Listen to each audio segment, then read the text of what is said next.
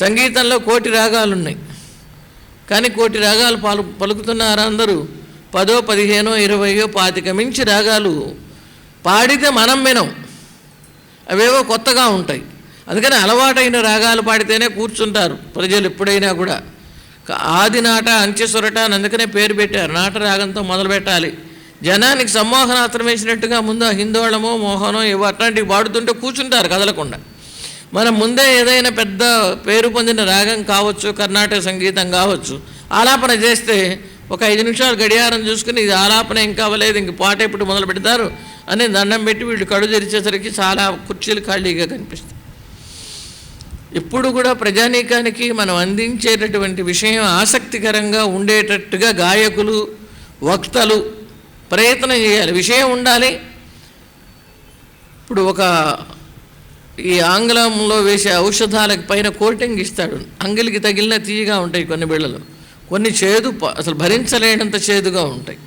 అలా చెప్పే హితాన్ని ప్రియంగా చెప్పేటటువంటి ప్రయత్నం చేయాలి. అలా హితాన్ని ప్రియంగా చెప్పింది హంస. ఈ హంస ఇంత ప్రియంగా మాట్లాడటానికి కారణం కూడా తానే చెప్తుంది.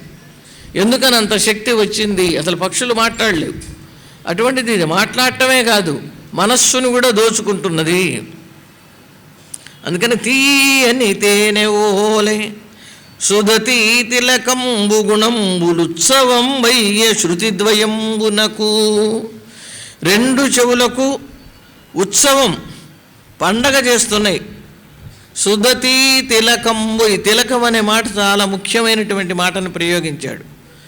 మనిషి నుదుటికి ఈ తిలకం ఎంత అందాన్ని తెస్తుందో ఆ స్త్రీలోకానికే అంత అందమైనది దమయంతి. ఈ తిలకం పూజ చేసుకునేటప్పుడు పెట్టుకుంటాం, యుద్ధానికి వెళ్ళేటప్పుడు తప్పనిసరిగా వేరే తిలకం దిద్ది పంపిస్తారు. ఎంత ముఖ్యమైనదో దాన్ని బట్టి ఆ తిలకం దిద్దిన వాళ్ళ హస్తవాసిని బట్టి కొంతమంది తిరిగి వస్తారు. సరే, ఇంద్రుడి హస్తవాసి వంటి హస్తవాసి అయితే మన్మధుని వలె అక్కడ మసి అయిపోతారు, దానికి మనం చెప్పలేం. అందుకనే తల్లి కానీ చెల్లి కానీ అక్క కానీ ఎక్కువగా ఏదైనా ఇట్లాంటి విశేషాలప్పుడు బొట్టు పెడతారు. ఎందుకంటే వాళ్ళు క్షేమం కోరుకునే వాళ్ళు కనుక, రక్త సంబంధం ఉన్నవాళ్ళు, ఆత్మీయులు కాబట్టి. ఆదిమ కాలమునందు ఒకప్పుడు ఆవిడ గుణాలు ఎవరన్నా చెప్తూ ఉంటే వినటానికి చాలా తీయగా ఉండేవి. ఇప్పుడు ఆ తొయ్యలి నీవు సమ్మదముతో వినుతింపగా ఎంతో సంతోషంతో మై మరచిపోయి నువ్వు చెప్పావు. చెబితే ఆవిడ గుణాలు వింటే మన్మథాగ్నికి ధాయ్యము బోలెనయ్యనది. మన్మధుడు అనేటటువంటి అగ్నికి నెయ్యి పోసినట్లయి ఇంకా భగభగ మండిస్తున్నదన్నమాట.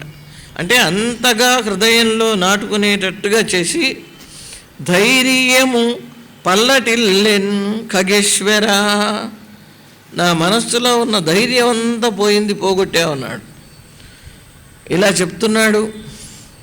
ఆ పక్షితోటి ఎప్పుడైతే తనకి విరహవేదన అతిశయమైందో ఆ అతిశయాన్ని గురించి చాలా గొప్పగా చెప్తాడు శ్రీనాథుడు.